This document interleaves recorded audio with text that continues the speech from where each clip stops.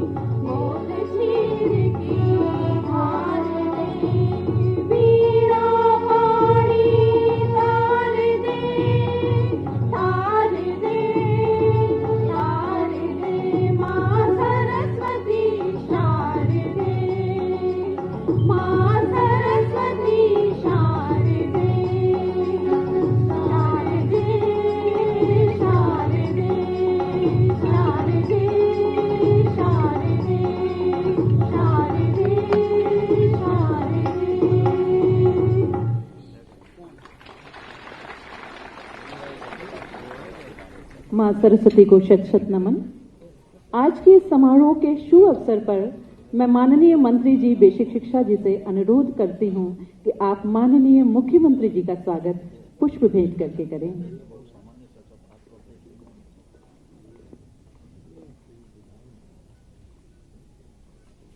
बहुत बहुत स्वागत है सर। इसी क्रम में मैं अपर मुख्य सचिव वाणिज्य कर एवं बेसिक शिक्षा श्री संजीव मित्तल जी से अनुरोध करती हूं कि आप माननीय मुख्यमंत्री जी का स्वागत पुष्प भेंट करके करें। स्वागत की इस कड़ी को आगे बढ़ाते हुए मैं सचिव बेसिक शिक्षा श्री रणवीर प्रसाद जी से अनुरोध करती हूं कि आप माननीय मंत्री जी बेसिक शिक्षा का स्वागत पुष्प प्रदान करके करें। अब मैं इसी क्रम में महानिदेशक स्कूल शिक्षा श्री विजय किरण आनंद जी से अनुरोध करती हूँ कि आप अपर मुख्य सचिव वाणिज्य कर एवं बेसिक शिक्षा जी का स्वागत, श्री संजीव मित्तल जी का स्वागत पुष्प देकर करें। बेसिक शिक्षा जी से मैं अनुरोध करती हूँ कि आप अपर मुख्य सचिव, आप प्रमुख सचिव श्री संजय प्रसाद जी का स्वागत पुष्प भेंट करके करें।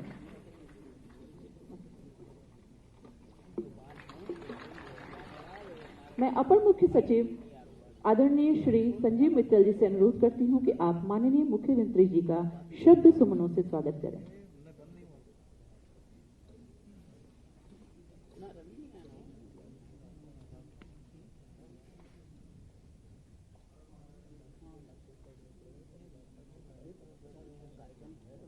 परम आदरणीय माननीय मुख्यमंत्री जी, माननीय बेसिक शिक्षा मंत्री जी, इस सभागार में उपस्थित सभी अधिकारीगण, शिक्षकगण, मीडिया बंधु तथा लोक सेवा आयोग से चयनित होकर आए सभी खंड शिक्षा अधिकारीगण, आज के इस कार्यक्रम में मैं माननीय मुख्यमंत्री जी का बेसिक शिक्षा विभाग की ओर से हार्दिक स्वागत और अभिनंदन करता हूं। आज ही के इस कार्यक्रम में मैं माननीय बेसिक शिक्षा मंत्री जी का भी विभाग की ओर से हार्दिक स्वागत और अभिनंदन करता हूं। मैं आप सभी को ये अवगत कराना चाहता हूं कि पिछले 4 वर्षों में माननीय मुख्यमंत्री जी के निर्देशों से और उनके कृपा दृष्टि से लगभग 1,20,000 अध्यापकों की नियुक्ति बेसिक शिक्षा विभाग में हुई है, जिससे विभाग के कार्यों में शिक्षा में बहुत अभूतपूर्व सुधार आया है। इसी कड़ी में आज के कार्यक्रम में 271 खंड शिक्षा अधिकारी जो लोक सेवा आयोग से चयनित होकर आए हैं का आज नियुक्ति पत्र वितरण कार्यक्रम है। मैं सभी को बधाई देता हूं और इस कार्यक्रम में आने का स्वागत करता हूं। बहुत बहुत कोविड महामारी के दौरान बच्चों के लिए विद्यालय लंबे समय तक बंद थे, लेकिन अब शासन के निर्देशानुसार हमारे विद्यालय खुल गए हैं और बच्चे एक बार फिर नई उमंग और नई ऊर्जा के साथ अपने विद्यालय से जुड़ सकें, अपने विद्यालय की क्रियाकलापों में संलग्न हो सकें। इसके लिए प्रेरणा ज्ञानोत्सव माननीय मुख्यमंत्री जी के निर्देशानुसार उनके नेतृत्व में प्रेरणा ज्ञानोत्सव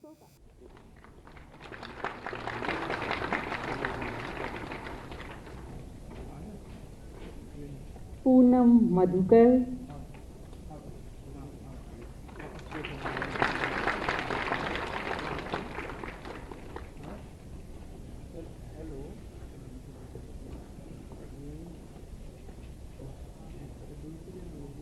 पूनम मधुकर जी, अवधेश कुमार सोनकर,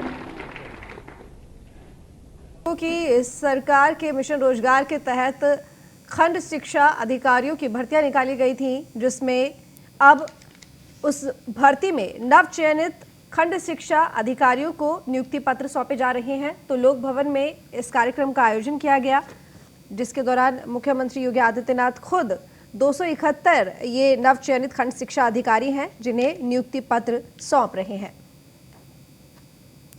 साथ में बेसिक शिक्षा मंत्री सतीश द्विवेदी भी मौजूद हैं। तो सतीश द्विवेदी और मुख्यमंत्री योगी आदित्यनाथ साथ में तमाम नव चयनित जो शिक्षक खंड शिक्षक अधिकारी हैं उनको ये नियुक्ति पत्र सौंप रहे हैं। आपको बता दें कि 309 भर्तियां निकाली गई थी, 309 पदों के लिए भर्तियां निकाली गई थी, जिसमें से सभी पदों पर चयन किए गए खंड शिक्षा अधिकारी। और आज यहाँ पर 271 ऐसे नव चयनित खंड शिक्षा अधिकारी हैं जिनको लोक भवन में नियुक्ति पत्र सौंपने के लिए कार्यक्रम का आयोजन किया गया है। और खुद मुख्यमंत्री योगी आदित्यनाथ और बेसिक शिक्षा मंत्री सतीश द्विवेदी इन अधिकारियों को नियुक्ति पत्र सौंप रहे हैं।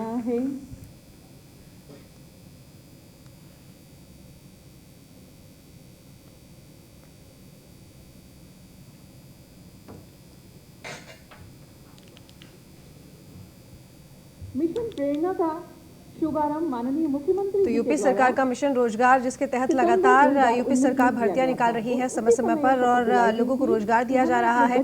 खासकर लॉकडाउन के दौरान कई ऐसे लोग थे जो कि बेरोजगार हुए और कुछ ऐसी भर्तियां भी थी जो कि पेंडिंग हो गई थी, जिन पर भर्तियां, कुछ ऐसे पद थे जो कि रिक्त पड़े थे लेकिन भर्तियां रोक दी गई थी, नहीं निकाली गई थी। लेकिन अब भर्तियां धीरे धीरे करके निकाली जा रही है और पिछले कुछ समय से लगातार इस तरीके से भर्तियां निकाली गई, जिसकी वजह से जो बेरोजगारी का लोग दंश झेल रहे हैं वो खत्म हो सके और लोगों को रोजगार मिल सके। और उसी मिशन रोजगार के तहत अब ये भर्तियां निकाली गई थी 309 पदों पर, जिनमें से 271 लोगों को आज खंड शिक्षा अधिकारी नियुक्ति पत्र सौंपे जा रहे हैं और खंड शिक्षा अधिकारियों के पद के लिए ही नियुक्तियां निकाली गई थी, भर्तियां निकाली गई थी। और जिन्होंने भी इसमें परीक्षा में किया है, जो पास हो गए, जिनका चयन कर लिया गया है, उनको अब नियुक्ति पत्र सौंपा जा रहा है। तो लोक भवन में, लखनऊ में लोक भवन में इस कार्यक्रम का आयोजन किया गया है। मुख्यमंत्री योगी आदित्यनाथ और साथ में बेसिक शिक्षा मंत्री सतीश द्विवेदी मौजूद हैं, जो कि इन तमाम खंड शिक्षा अधिकारियों को नियुक्ति पत्र सौंप रहे हैं। इसके साथ ही बच्चे भी साथ में मौजूद हैं खंड शिक्षा अधिकारियों के उनके, और जिनसे संवाद भी करते हुए साफ दिखाई दे रहे हैं। मुख्यमंत्री योगी आदित्यनाथ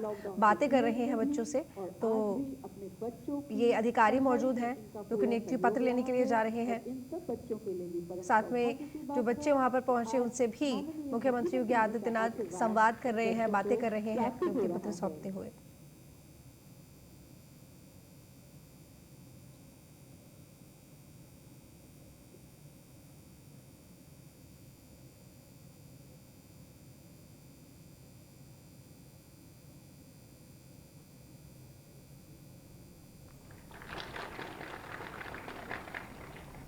हालांकि आपको बता दें आज मुख्यमंत्री योगी आदित्यनाथ के बहुत सारे कार्यक्रम हैं, जिनमें से एक काला नमक चावल महोत्सव का शुभारंभ करना भी है। इसके बाद शायद दोसी महोत्सव का शुभारंभ भी करेंगे वर्चुअली तरीके से, लेकिन उससे पहले ये मिशन रोजगार के तहत कार्यक्रम का आयोजन किया गया है खंड शिक्षा अधिकारियों को नियुक्ति पत्र सौंपने का। इस कार्यक्रम में मुख्यमंत्री योगी आदित्यनाथ और साथ में बेसिक शिक्षा मंत्री सतीश द्विवेदी पहुंचे हुए हैं, जो कि बहुत बधाई के पात्र हैं। उनके अभिभावक भी सभी नवचयनित खंड शिक्षा अधिकारियों को अपने हाथों से नियुक्ति पत्र सौंप रहे हैं। अब मैं माननीय मुख्यमंत्री जी से सादर निवेदन करूंगी कि आप हम सबका मार्गदर्शन करें और अपने आशीर्वचनों से हम सबको उपकृत करने की कृपा करें। आपका सानिध्य और आपका व्यक्तित्व हमेशा हम सबको प्रेरणा देता है।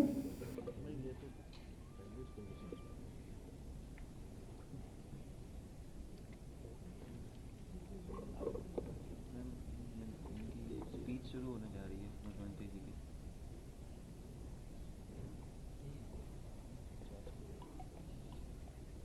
की। बेसिक शिक्षा परिषद के 9 चयनित खंड शिक्षा अधिकारियों के आज के इस नियुक्ति पत्र वितरण कार्यक्रम में उपस्थित प्रदेश सरकार में बेसिक शिक्षा विभाग के मंत्री डॉक्टर सतीश चंद्र द्विवेदी जी, अपर मुख्य सचिव वाणिज्यकर और बेसिक शिक्षा श्री संजीव मित्तल जी, प्रमुख सचिव मुख्यमंत्री कार्यालय और सूचना श्री संजय प्रसाद जी, सचिव बेसिक शिक्षा श्री रणबीर प्रसाद जी, डीजी बेसिक शिक्षा श्री विजय किरण आनंद जी, निदेशक श्री सर्वेंद्र विक्रम सिंह जी, बेसिक शिक्षा परिषद के सभी अधिकारीगण और 9 चयनित खंड विकास शिक्षा के सभी अधिकारीगण, मीडिया के मित्रों, मैं आप सभी 9 चयनित खंड शिक्षा अधिकारियों को एक नए जीवन की शुरुआत करने के लिए प्रदेश सरकार की ओर से हृदय से बधाई देता हूं। आप सबके प्रति अभिनंदन भी करता हूं। मेरे लिए यह अतिरिक्त प्रसन्नता का विषय है कि प्रदेश के युवाओं को एक पारदर्शी तरीके से, बहुत शुचितापूर्ण तरीके से हम लोग नियुक्ति पत्र देकर के उनकी प्रतिभा और उनकी ऊर्जा का लाभ प्रदेश के विकास के लिए ले पाने में सफल हो रहे हैं। और आज का यह अवसर इसीलिए हम लोगों ने यहां पर आयोजित किया है कि जो अपेक्षा आपकी शासन से थी जब आप प्रतियोगी छात्र थे, उसी प्रकार की अपेक्षा शासन भी आपसे कर सकता है। आप इतनी बड़ी संख्या में यहां पे 271 खंड शिक्षा अधिकारी के रूप में चयनित अभ्यर्थी हैं। इससे पूर्व आप किसी अन्य जगह सेवा भी देते रहे होंगे या एक प्रतियोगी छात्र के रूप में रहे होंगे। आपके मन में एक भाव रहा होगा, यूपी पीएससी के माध्यम से आप सब प्रदेश सरकार के शिक्षा के क्षेत्र में अपना योगदान दे सकें। लेकिन क्या आज से 4 वर्ष पूर्व यह संभव था? जब आयोग की गरिमा स्वयं ही धूल दूषरित थी और गरिमा स्वयं दांव पे लगी हुई थी, जाति, क्षेत्र, मत और मजहब देख करके नियुक्तियां प्राप्त होती थीं, धनबल और बाहुबल का भरपूर दुरुपयोग होता था। उन स्थितियों में शुचिता और पारदर्शिता की बात तो एक कपोल कल्पना मात्र थी। लेकिन आज मैं कह सकता हूं, हम लोगों ने उत्तर प्रदेश लोक सेवा आयोग हो, अधीनस्थ सेवा चयन आयोग हो, उच्चतर शिक्षा चयन आयोग हो या माध्यमिक शिक्षा चयन आयोग या बेसिक शिक्षा की भर्ती का कार्यक्रम रहा हो या पुलिस की भर्ती का कार्य, पूरी प्रक्रिया में शुचिता और पारदर्शिता के प्रति सभी आयोग और बोर्डों को पहले से बहुत स्पष्ट निर्देश दिए थे।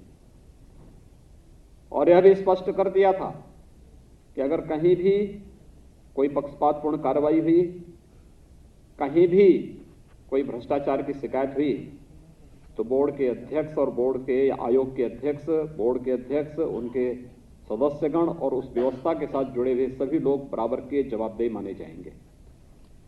आज उसका परिणाम है कि प्रदेश का कोई भी युवा प्रदेश सरकार से ये शिकायत आज नहीं करता है कि कहीं कोई भ्रष्टाचार हो रहा है,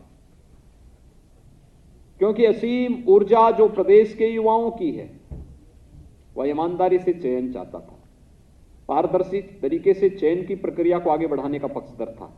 और उसका परिणाम आज हम सबके सामने है। और देखते ही देखते जब सरकार के 4 वर्ष पूरे हो रहे हैं, तो 4 वर्ष के इस कार्यकाल के दौरान हम प्रदेश के अंदर 4 लाख युवाओं को सरकारी नौकरी देने में भी सफल हुए हैं। ये 4 लाख नौकरियां ये सामान्य बात नहीं है। मैं मानता हूं कि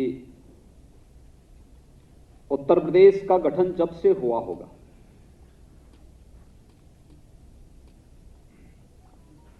जनवरी 1950 को इसका नोटिफिकेशन हुआ था। यद्यपि उससे पहले भी उत्तर प्रदेश था, उत्तर प्रदेश नाम से नहीं था, इस संयुक्त प्रांत के नाम पे था। लेकिन 24 जनवरी 1950 से जिस उत्तर प्रदेश का गठन एक नोटिफिकेशन के माध्यम से हुआ है, तब से लेकर के अब तक यानी 4 वर्ष में इतनी बड़ी संख्या में नियुक्तियां हुई हों, जिनमें लगभग हम लोग 1.5 लाख तो केवल पुलिस में भर्ती किए हैं, जिनमें इंस्पेक्टर हैं, सब इंस्पेक्टर हैं, डिप्टी एसपी हैं, पुलिस के कांस्टेबल हैं। पीएससी की 54 कंपनियां जो समाप्त कर दी थी पिछली सरकारों ने। मुझे देख के तब ताजुब होता था जब यहां हर दूसरे तीसरे दिन एक दंगा होता था, बड़ा दंगा है। संपत्ति या जनहानि इस पक्ष की हो उस पक्ष की हो, लेकिन प्रभावित प्रदेश होता था, छवि प्रदेश की खराब होती थी, कॉमन मैन प्रभावित होता था। और पुलिस इसलिए असहाय होती थी कि जहां उत्तर प्रदेश के पास 3 लाख का पुलिस बल होना चाहिए था, वह 1.25 लाख तक सीमित रह गया था। कानून व्यवस्था को बनाए रखने के लिए पीएससी की जो भूमिका होनी चाहिए थी, उसकी 54 कंपनियां समाप्त कर दी गई थी। हम लोग आए, हम लोगों ने कहा कि भी पूरी पारदर्शी तरीके से भर्ती की प्रक्रिया होनी है, भर्ती की प्रक्रिया में महिलाओं को प्राथमिकता दी जाए, और उसका परिणाम है 4 वर्ष के दौरान 1.5 लाख से अधिक पुलिस कर्मियों की भर्ती, जिसमें डिप्टी एसपी के स्तर पर, सब इंस्पेक्टर के स्तर पर, कांस्टेबल के स्तर पर, पीएससी की समाप्त हो चुकी वाहिनियों को पुनर्जीवित करते हुए, 3 नई महिला वाहिनियों का पुनर्गठन करते हुए, एसटीआरएफ का गठन करते हुए, प्रदेश के अंदर एंटी टेररिस्ट स्क्वाड का गठन करते हुए, या फिर एसटीएफ का स्ट्रेंथन करने की कार्रवाई को तेजी के साथ आगे बढ़ाते हुए हम लोग उस प्रक्रिया को जहां पूरा किए, एक भी जगह कोई ये नहीं शिकायत कर सकता कि कहीं भी किसी ने कोई पैसे की लेन देन की हो, किसी के साथ भेदभाव हुआ हो, कहीं पर किसी प्रकार की कोई अव्यवस्था फैली हो। ऐसे ही शिक्षा में भी था, लंबी लड़ाई लड़ी गई, हमने प्रक्रिया को पारदर्शी बनाया और भर्ती बोर्ड को इस बात के लिए पूरी तरह जहां स्वतंत्रता दी कि स्वतंत्रता इस बात की कि चयन की प्रक्रिया पूरी पारदर्शी होनी चाहिए, पूरी तरह ईमानदारी पूर्ण होनी चाहिए, किसी भी युवा के साथ भेदभाव नहीं होना चाहिए, लेकिन समयबद्ध भी कार्यक्रम होना चाहिए। और आज मुझे बताते हुए प्रसन्नता है कि काफी बड़े पैमाने पर ये जो 1,20,000 से अधिक बेसिक शिक्षा परिषद के ही शिक्षकों की भर्ती की प्रक्रिया हम लोगों ने की है, इसमें बेसिक शिक्षा का ही 1,20,000 है, माध्यमिक का अलग है, उच्च का अलग है, टेक्निकल का अलग है, मेडिकल का अलग है। ये पूरी संख्या को अगर आप देखेंगे तो ये भी शिक्षकों की ही भर्ती की प्रक्रिया लगभग 1.5 लाख हुई है। अन्य विभागों की भी नियुक्तियां इसी स्तर पर हुई हैं, कहीं पे जल शक्ति विभाग का, कहीं पीडब्ल्यूडी का, कहीं पे अन्य लोक निर्माण विभाग का, अन्य अलग अलग विभागों की भी भर्ती की प्रक्रिया को भी हम लोगों ने उसी ग्राम्य विकास का, पंचायती राज का, नगर विकास का, जहां भी थी उस प्रक्रिया को तेजी के साथ आगे बढ़ाने का कार्य किया और 4 वर्ष में 4 लाख से अधिक नियुक्ति की प्रक्रिया को पूरी पारदर्शी तरीके से आगे बढ़ाते हुए प्रदेश की युवा ऊर्जा का उपयोग प्रदेश के निर्माण में, प्रदेश के विकास में हम लोगों ने लेने का कार्य किया। यह प्रक्रिया पूरी पारदर्शी थी। अगर सरकार आपकी चयन की प्रक्रिया पारदर्शी तरीके से कर रही है, कहीं आपके साथ कोई भेदभाव नहीं है, हमने आरक्षण के नियमों का पालन किया, यहां तक कि 10% आर्थिक रूप से सामान्य जाति के लोगों को भी आरक्षण दी जाने वाली उस व्यवस्था को भी यहां पर इस प्रक्रिया के साथ जोड़ा गया। अगर पूरी प्रक्रिया को पूरी पारदर्शी तरीके के साथ सरकार ने आगे बढ़ाया है तो सरकार की आप सबसे अपेक्षा होगी कि इसी प्रकार की पारदर्शी तरीके के साथ, पूरी ईमानदारी और पूरी प्रतिबद्धता के साथ आप सब भी अपने अपने क्षेत्र में कार्य करेंगे। मैं आपसे पूछना चाहता हूं, आप में से क्या किसी को कहीं सिफारिश करने की आवश्यकता पड़ी? हाथ उठा के बोल दो, इशारा कर दो। यहां पे आप में से किसी को कहीं सिफारिश करने की आवश्यकता पड़ी? किसी नेता से, किसी मंत्री से, किसी अधिकारी से, किसी अन्य जगह से? और ऐसा तो नहीं कि किसी मंत्री, किसी अधिकारी या किसी नेता के घर के लोग पैसा लेने के लिए, वसूलने के लिए आपके घरों में, आपके आसपास चले हों? लेकिन ये पहले होता था, 2017 के पहले होता था। कोई खानदान ऐसी होती थी कि जो अलग अलग भर्ती उनको आवंटित हो जाती थी। ये फलाना भाई देखेगा, ये फलाना चाचा देखेगा, ये फलाना भतीजा देखेगा, ये फलाना देखेंगे, ये सब होता था ना यहाँ पे। ये चाचा, काका, मामा, नाना, ये सब पहले या तो महाभारत में आपने सुना होगा या पिछले 2012 से 2017 के बीच में अपने नाम सुने होंगे। ये महाभारत के वही पात्र हैं जिन्होंने फिर से जन्म लिया। और ये लोग जैसे महाभारत करके भारत की प्रगति को पूरी तरह बाधित किए थे, इन लोगों ने फिर से प्रदेश के विकास को बाधित किया था। ये विकास के बाधक तत्व हैं। जब किसी ईमानदार व्यक्ति को नौकरी देनी हो ईमानदारी से, उसकी योग्यता और उसकी क्षमता के आधार पर तक ईमानदारी नहीं दिखती थी। पहले जाति, और जाति में भी अगर कोई अच्छा ईमानदार व्यक्ति उसको नहीं, फिर पैसा, और फिर ये भी देखते थे कि पैसे के साथ साथ तो ये भी देखते थे कि ऐसा तो नहीं भाई परिवार की कोई अयोग्य लड़की है तो उसका शादी के लिए कोई बरी मिल जाए, चले इसी बहाने इसके ऊपर हो जाए, ये भी सब कारक बनते थे। लेकिन इसका खामियाजा किसको भुगतना पड़ता था? प्रदेश को। प्रदेश की 22 करोड़ 24 करोड़ जनता इससे प्रभावित होती थी। प्रदेश पिछड़ता गया।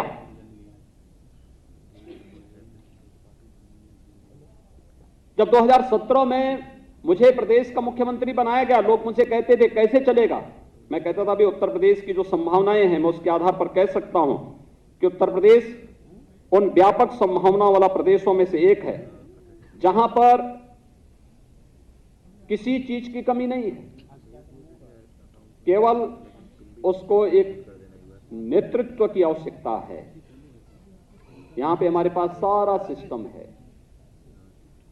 ऐसा नहीं कि मैं मुख्यमंत्री बना तो मेरे साथ अधिकारियों की टीम भी मेरे साथ आ गई होगी। मेरे साथ तो मंत्री आए होंगे, अधिकारी तो वही हैं, कर्मचारी वही हैं, सिस्टम पूरा वही है।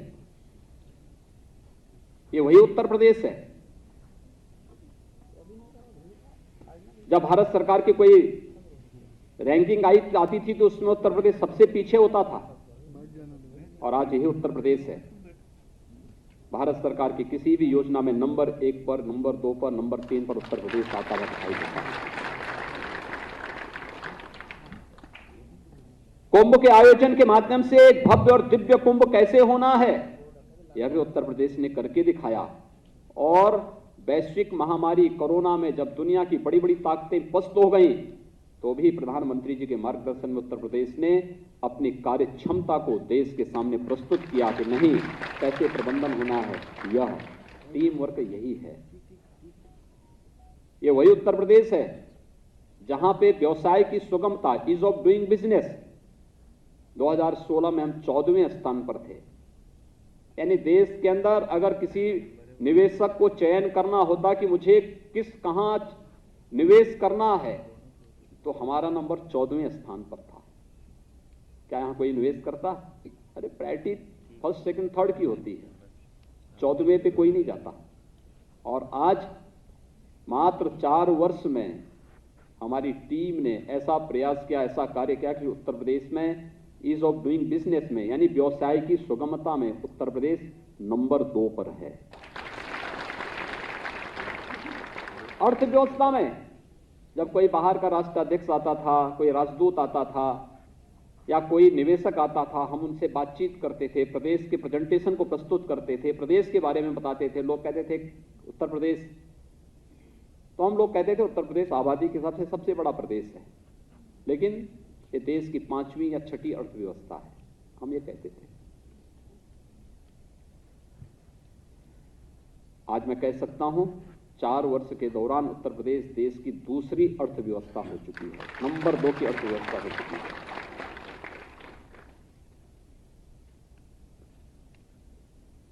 चार वर्ष के दौरान उत्तर प्रदेश की प्रति व्यक्ति आय में दुगने से अधिक अंतर आया है, दुगने से अधिक बढ़ोतरी हुई है। ये सभी प्रयास करने से होते हैं, टीम वर्क से होते हैं, और यही अपेक्षा आपसे भी की जाती है, क्योंकि शिक्षा से आप जुड़े, आपका जुड़ाव है वह भी बेसिक शिक्षा से। बेसिक शिक्षा में पिछले 4 वर्ष के दौरान कितना परिवर्तन हुआ है हर व्यक्ति जानता है। ये जो परिवर्तन देखने को मिला है, ये जो परिवर्तन देखने को मिला है, ये भी सामूहिक प्रयास का हिस्सा है, टीम वर्क है, एक टीम वर्क। इसमें हम ये नहीं कह सकते कि ये सब मैंने किया है। मेरी टीम, मेरा मंत्री परिषद है, मेरी टीम का पार्ट हमारे प्रशासनिक अधिकारीगण हैं, मेरी टीम का पार्ट हमारे कर्मचारी हैं। एक एक चेन जब बनती है, एक दूसरे के साथ जुड़ती है, तब विकास और योजनाएं आगे बढ़ती है। हर एक का अपने फील्ड में कंट्रीब्यूशन है, किसी के कंट्रीब्यूशन को हम नकार नहीं सकते, और यही कार्य शिक्षा के क्षेत्र में भी हुआ है और इसको करना होगा। शिक्षा में भी मैं जब 2017 में आया था, मार्च 2017 में, मान्यता ये थी प्रॉक्सी टीचर थे, शिक्षक जाता ही नहीं था स्कूल में। वो बेसिक शिक्षा परिषद से 35,000 से लेकर 45,000 तक वेतन लेता था, लेकिन बदले में 3,000 और 4,000 रुपए में किसी इंटरमीडिएट या बीए पास लड़के को वहां विद्यालय में भेज देता था। अगर बहुत गनीमत की, अगर उसने कृपा कर ली तो, अन्यथा नहीं जाता था। पूछते थे शिक्षक कहाँ हैं, मास्टर साहब कहाँ हैं, तो मास्टर साहब कहीं अपना दूसरे काम कर रहे हैं, कोई ठेकेदारी कर रहा है, कोई दूसरा काम कर रहा है, कोई अपने व्यवसाय में लिप्त है। कम से कम हर शिक्षक स्कूल जाने के लिए प्रेरित हुआ है। प्रेरणा ऐप ने, मानव संपदा पोर्टल ने आज शिक्षकों की वेरिफिकेशन की कार्रवाई को आगे बढ़ाया है। यह प्रक्रिया तेजी के साथ आगे बढ़ाई गई। स्कूलों के भवन जर्जर थे, मुझे आश्चर्य होता था। यानी जो कार्यदायी संस्था नहीं काम करती थी विद्यालय के निर्माण के। बेसिक शिक्षा परिषद का स्कूल का शिक्षक बच्चों को नहीं पढ़ाता था, वो विद्यालय निर्माण का काम करता था। ये काम कार्यदायी संस्था का है। किसी कार्यदायी संस्था की जवाबदेही को देकर के उसकी क्वालिटी की जांच एक दिन में एक बार 2 बार चेक करो, देखो, किसी की जवाबदेही तय करो। शिक्षक का काम शिक्षा, उन बच्चों को अध्ययन अध्यापन के साथ जोड़ना है। इस कार्य को जवाबदेही के साथ करे, और ये कार्य जब पूरी जवाबदेही के साथ होना प्रारंभ हुआ, उसके परिणाम सामने आने प्रारंभ हुए। यानी 4 वर्ष में 1 वर्ष केवल हमारा कोरोना प्रबंधन में बीता है। बेसिक शिक्षा परिषद के स्कूलों को हम 1 मार्च से खोल पाए हैं। अभी भी वहां भी पूरी स्ट्रेंथ के साथ बच्चे नहीं आ पा रहे हैं। अभी भी हम लोग सतर्क हैं। कई राज्यों में फिर से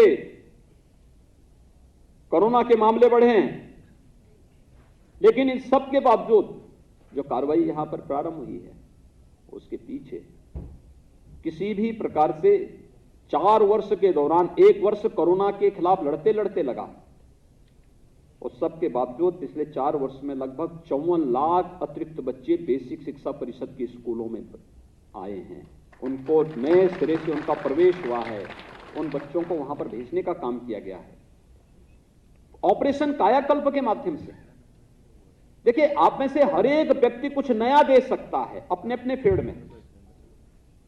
आपको अलग अलग विकास खंडों में जाकर के बेसिक शिक्षा परिषद के स्कूलों के निरीक्षण और उसकी व्यवस्था को एक सिस्टम के साथ जोड़ने में अपना योगदान देना है। एक बड़ा कार्य आपके स्तर पर हो सकता है। हर एक विकास खंड की अपनी अपनी सामाजिक, अपनी आर्थिक, अपनी भौगोलिक परिस्थितियां होंगी। उस पर आपके द्वारा अपने तरीके से कुछ नयापन किया जा सकता है, एक नया अध्ययन किया जा सकता है, और फिर अपना प्रेजेंटेशन आप अपने बेसिक शिक्षा अधिकारी के सामने या फिर एडी बेसिक के सामने या निदेशक के सामने प्रस्तुत करने का प्रयास होना चाहिए। वर्ष में कम से कम 1 बार 2 बार इस प्रकार के अवसर होने चाहिए, जब बहुत लंबा नहीं, आप प्रेजेंटेशन बनाए तो 5 मिनट का बनाएंगे तो वह लोग देख पाएंगे, बहुत लंबा नहीं बनाना, लेकिन बना सकते हैं। कहां की सामाजिक स्थिति क्या है, भौगोलिक स्थिति क्या है, वहां की अन्य सांस्कृतिक स्थितियां, परिस्थितियां किस प्रकार की हैं, वहां पे जनसांख्यिकी की क्या स्थिति है, और कैसे बच्चों के सर्वांगीण विकास में बेसिक शिक्षा परिषद बड़ी भूमिका का निर्वहन कर सकता है। ये काम केवल एक अभिभावक का नहीं है, ये काम केवल एक शिक्षक का भी नहीं है, आपका भी उतनी बड़ी भूमिका इस पूरे कार्य में हो सकती है। शिक्षक अपने विद्यालय, उसका विद्यालय उसका कमांड एरिया का क्षेत्र है, लेकिन एक खंड शिक्षा अधिकारी के रूप में पूरा विकास खंड आपका कमांड एरिया का क्षेत्र है, जिसमें बेसिक शिक्षा में क्या आमूलचूल परिवर्तन, वहां पर कुछ नए उसके साथ आप कर सकते हैं जो अन्यों के लिए भी प्रेरणादायी बन सकता है। आप में से बहुत सारे लोग इस फील्ड में काम कर सकते हैं, और ये कुछ नया करके दिखाने की आवश्यकता है।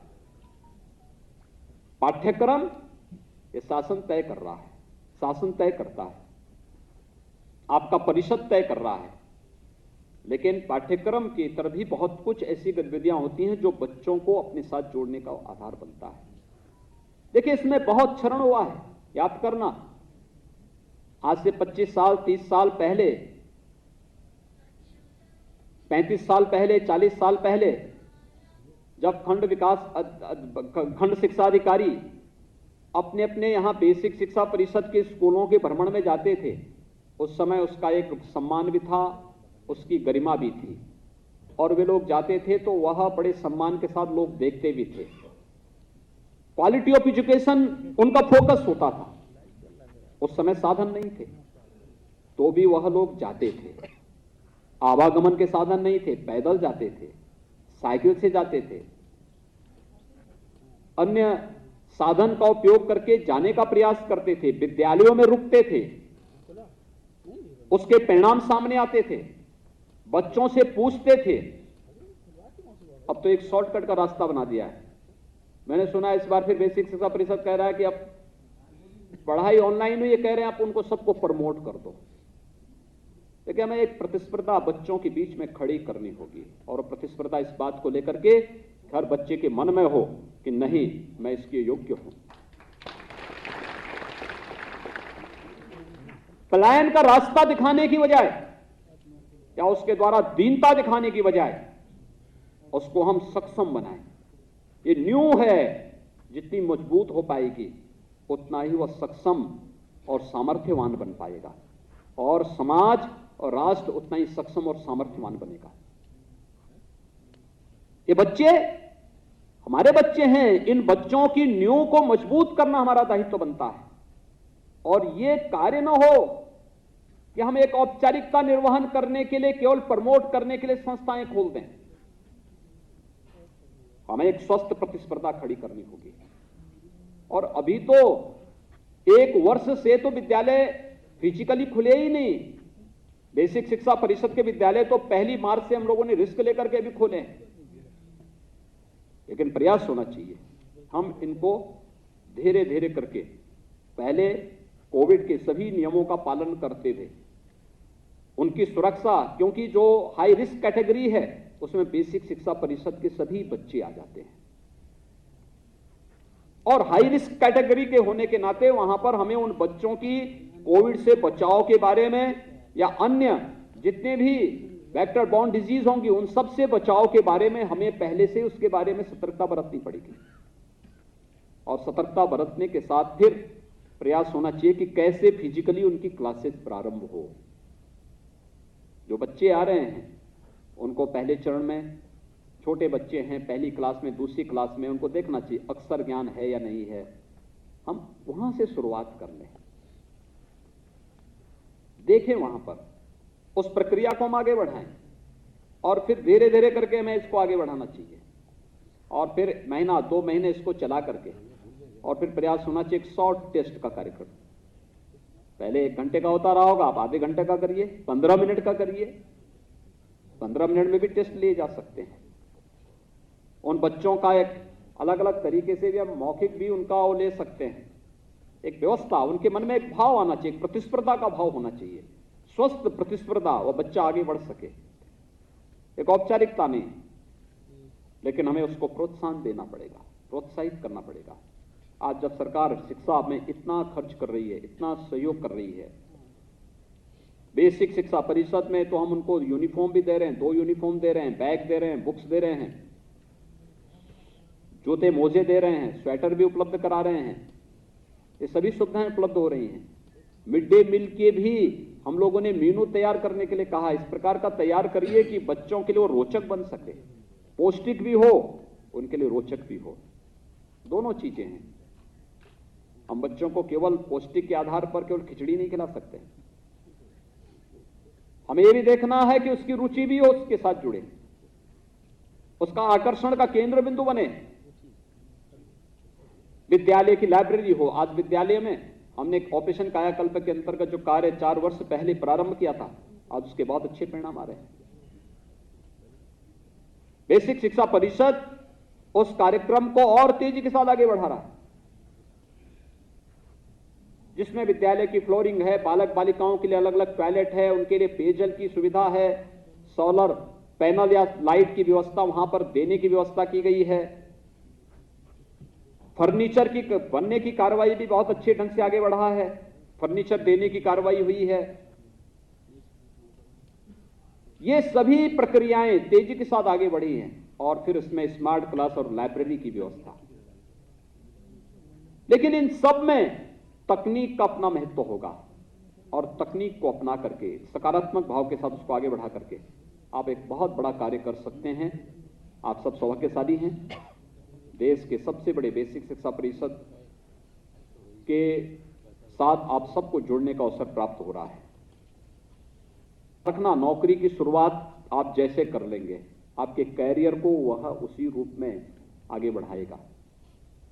मैंने देखा है बहुत सारे अधिकारी अच्छा ब्राइट कैरियर के साथ प्रवेश करते हैं, लेकिन बाद में अपनी भ्रष्ट गतिविधियों के कारण शुरुआत में लड़खड़ाने लगते हैं और फिर लड़खाते लड़खाते मध्यकाल तक आते आते ऐसी स्थिति हो जाती है कि विभाग भी और व्यवस्था भी उनको धक्का देकर के बाहर करना चाहता है कि अब ये इस व्यवस्था के लिए खतरा हो चुके हैं, इनको बाहर करो। सरकार को उनको बर्खास्त करना पड़ता है, उनकी सेवाएं समाप्त करनी पड़ती है।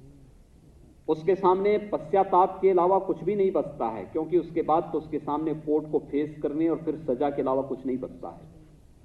और मैं चाहूंगा कि बेसिक शिक्षा परिषद में भी एक पारदर्शी और शुचितापूर्ण व्यवस्था देने के लिए आप सबको अपने अपने विकास खंडों में एक बहुत बेहतर व्यवस्था बनाने के लिए तैयार होना होगा।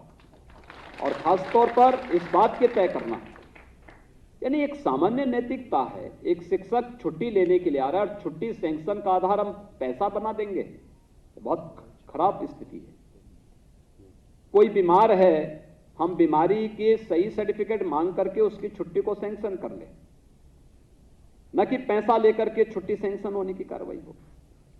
ये ठीक नहीं है, इस प्रकार की स्थितियां नहीं होनी चाहिए। या विद्यालय बदलने की, ट्रांसफर की एक प्रक्रिया एक पॉलिसी के अंतर्गत सरकार करती है, उसमें भी अगर पैसे के लेन देन की बात कोई करने लग जाए तो गंभीर बात है। ये चीजें नहीं स्वीकार होनी चाहिए।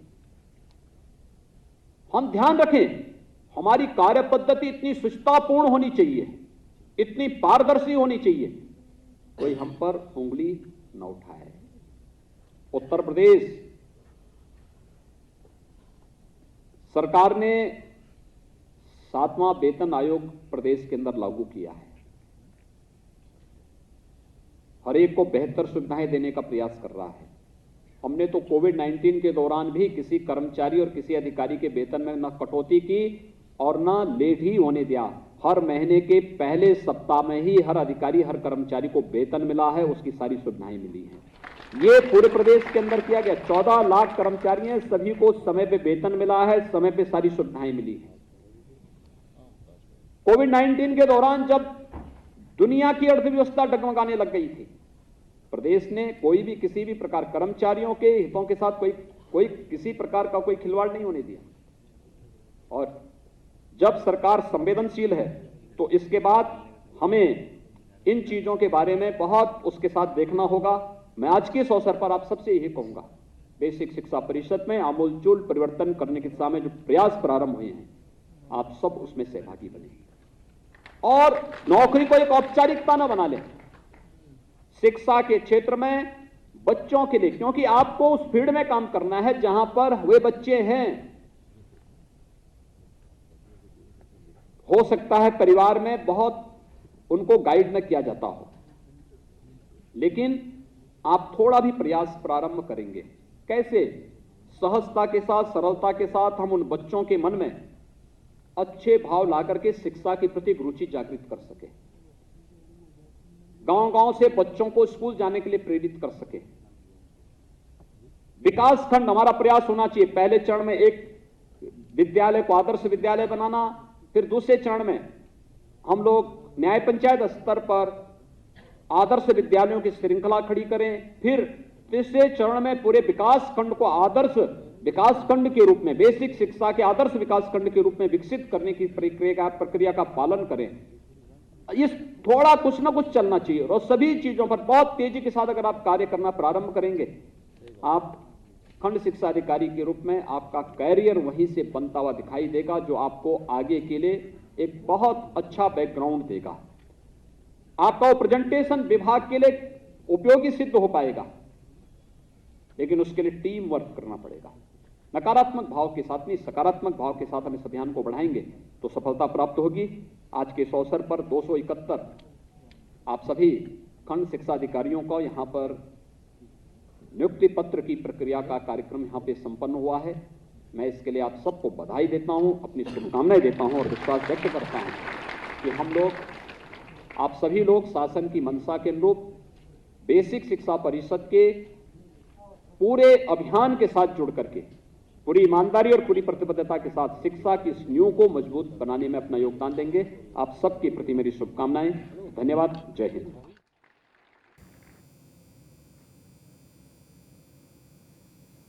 तो बता दें आपको कि आज खंड शिक्षा अधिकारी नवचयनित, ये खंड शिक्षा अधिकारी जिनको नियुक्ति पत्र सौंपे जा रहे थे और इसी को लेकर कार्यक्रम का आयोजन किया गया। इस वक्त इस कार्यक्रम को मुख्यमंत्री योगी आदित्यनाथ ने संबोधित करते हुए बताया कि किस तरीके से आखिर मिशन रोजगार के तहत लगातार सरकार प्रतिबद्ध